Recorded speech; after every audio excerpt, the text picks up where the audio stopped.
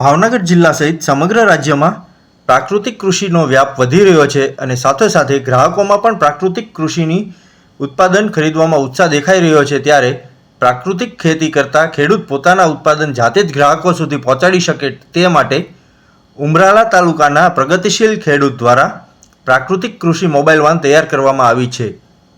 જિલ્લા વિકાસ અધિકારી શ્રી અનુલ ચૌધરીએ જણાવ્યું હતું કે આત્મા કચેરી ભાવનગર, કૃષિ અને બગાયત વિભાગ ભાવનગર અને જિલ્લા વહીવટી તંત્રના માર્ગદર્શન હેઠળ અને સરકારશ્રીની યોજનાના સહાયથી પ્રાકૃતિક કૃષિ મોબાઈલ વાન તૈયાર કરવામાં આવી છે।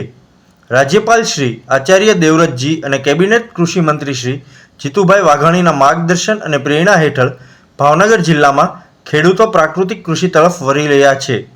વધુમાં જણાવ્યું હતું કે પ્રાકૃતિક કૃષિ વાન ખેડૂતો માટે પ્રેરણારૂપ થશે, જેથી અન્ય ખેડૂતોને પણ પ્રાકૃતિક કૃષિ ઉત્પાદન બજારમાં વેચવા માટે માર્ગદર્શન મળશે।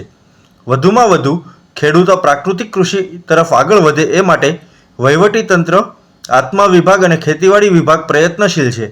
પ્રાકૃતિક કૃષિ મોબાઈલ વાન નવતર પહેલ છે, જેનાથી ભાવનગર જિલ્લાના ખેડૂતોને માર્ગદર્શન મળશે।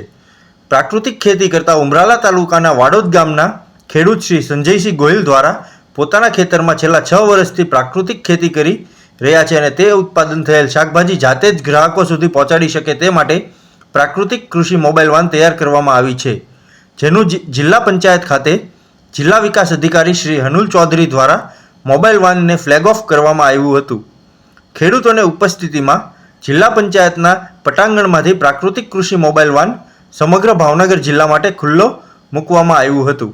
આજે આપણે જે આપણા પ્રગતિશીલ ખેડૂત સંજયસિંહજી આની પહેલાં એક પણ વેન ચાલતી હતી જે ઉમરાળા વલભીપુર તાલુકામાં ચાલે છે, અને એક વધારે વેન લઈને જે ભાવનગર અને સિહોર તાલુકાને પણ કવર કરશે।